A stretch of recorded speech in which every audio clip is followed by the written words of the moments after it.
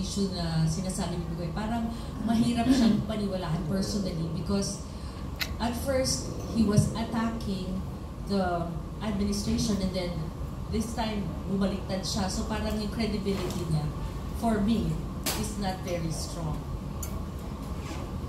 Kaya sir, if, since a lawyer pa rin kayo, paano yung i-defend dito? Kung kahit yung i-defend, halimbawa si Bicol, how will you defend him?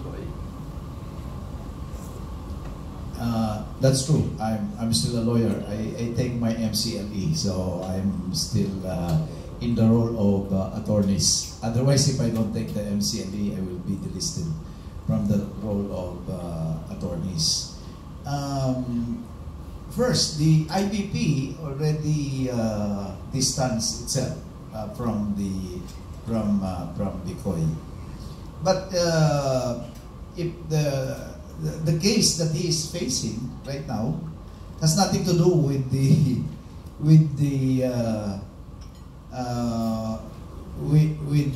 video. It has nothing to do with the video. Although I read in the papers that there is a 1 billion peso suit for against Bicoy for alleged cyber crime. As a lawyer, you have to hear. If I'm approached by Bicoy, I will have to hear what he has, whether he is a credible person. Does he have the evidence? I will be just like Senator Locsin, although he's not a lawyer. I will weigh everything before getting involved in his defense or something. So right now, I will not be in a position whether I will advise him or not. Because otherwise, if his evidence are not solid, can be hearsay, then I might commit the error of being part of a propaganda war. On the other hand, if his evidence is solid, then I might consider as a lawyer. Although I'm not I'm not a litigator. A litigator will be in a better position to handle a case like that. I don't appear in courts anymore, but I can give advice. Bakit hindi kayo tumuloy na sa pagiging politician?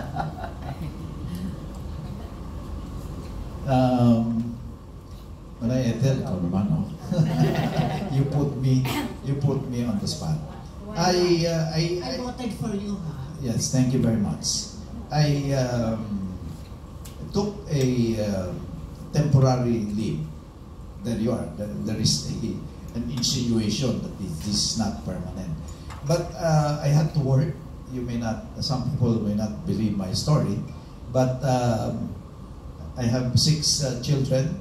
I left government when the CAP collapsed. You know, remember? College Assurance Plan.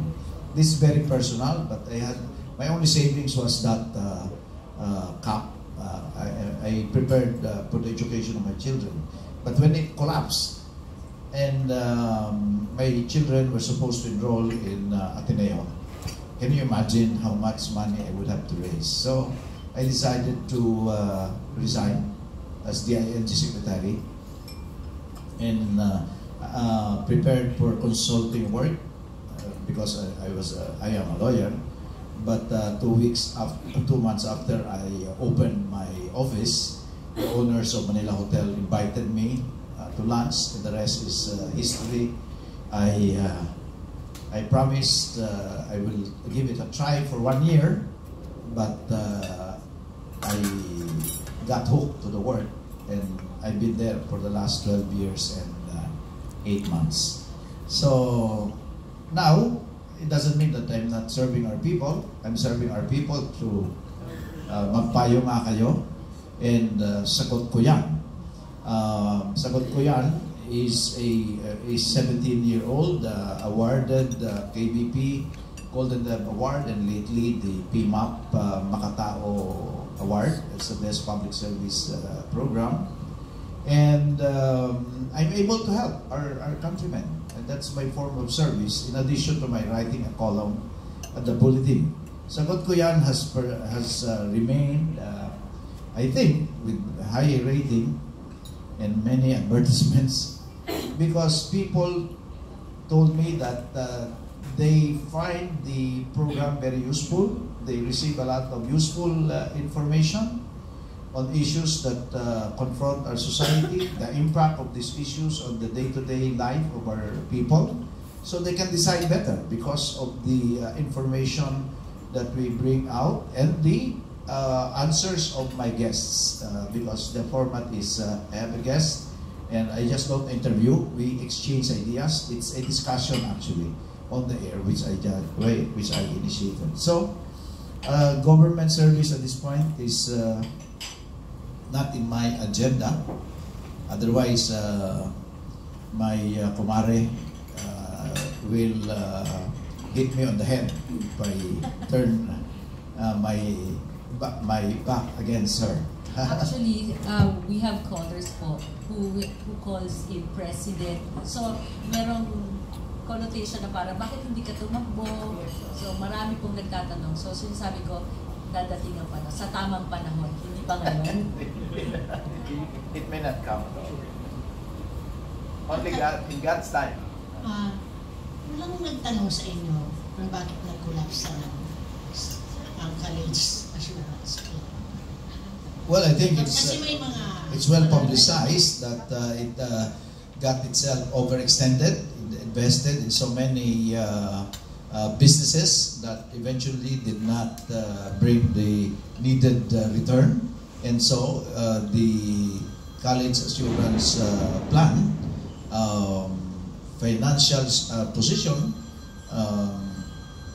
became so bad it was unable to provide for the educational plan of many subscribers, or many insured. And I was one of those 8. I have 6 children all in the camp. Wala balak maging politician din. Mga anak ko, no one. My eldest is already 37 and no one seems to be interested. So I cannot be accused of forming a political dynasty. My last question is Ma'am, pwede malaman kung bakit nag-TV host kayo? What were you before you became a TV host? Ayan, the question is for Miss May. Oh, sorry. Ayan, ang question po ni Malay is, Yes, before I was a host for TV and radio, I was a production assistant. I started as a production assistant, and then I was promoted as an executive producer for I was the first executive producer of DZMM. Opo. And then I was promoted again for events head, which is part of my job. That's my staff work. Aside, this is just a program on weekends, but my regular job is being the head of events for DZMM. So nagsimula po ako na tagatawag po ng telepono ng mga anchors, tagasagot ng telepono, taga-contact ng mga i-interviewin. Yun po. Thank you very much. ayan, para sa hindi po nakakaalam, si Miss May. I just want to ask kung, kasi this is a program which is yung mga tao yung nagtatanong, ay nagbapayo, di ba? Tapos, how do you control them? Kasi syempre hindi naman po lahat magaling sumagot or magaling magpayo. How do you control them? Or may mga foul words ba kayong experience na parang how do you stop them doing the... Actually, sa umpisa pa lang, even before, we tell them na we're giving you at least a minute para bigay yung opinion o yung reaction sa issue natin. Pero minsan may mga callers talaga na mahirap silang i-control. So we just cut them while they're talking, or sabihin na politely we say na pasensya na po kasi kailangan po natin magbigay daan sa ibang mga callers at meron pa tayong mga babasahing mga texters. Yung foul mga words naman, hindi pa kami nakaka-encounter. Although meron talagang mga passionate na may mga issues na talagang mahirap pililin. Ano po doon sa 17 years niyo po? Ano po yung pinaka-memorable na topic and then experiences na hindi niyo malilimutan? You wanna share to us? Mahirap i-recall. Siguro tuwing election, yung mga reaksyon ng mga tao after the elections, yung talagang hindi mo mapipigilan yung mga negative and positives, pero nothing really in particular na issue that I can remember as of now. Mm-hmm. Last na lang po. Bali, sabi niyo po, you nagbibigay ng payo and then yung topic niyo is controversial, di ba? And one of the controversial thing ngayon is yung comment ni Jimmy Bondoc. Gusto niyo po ba magpayo sa kanya regarding that issue na tinitira niya yung ABS-CBN? Siguro kung ako magpapayo kay Jimmy, sabihin ko, ikaw naman parang hindi ka naman naging kapamilya. Bakit mo naman kailangang sabihin yan? Dahil tulad nga ni Angel Locsin, di ba, sinabi niya na bakit mo ikakasaya ang mawala ng trabaho ang 4,000 mga empleyado ng isang network. Si Attorney Joey Lina, you wanna... Gusto niyo po ba magpayo kay Jimmy Bondoc regarding that issue? Cool lang.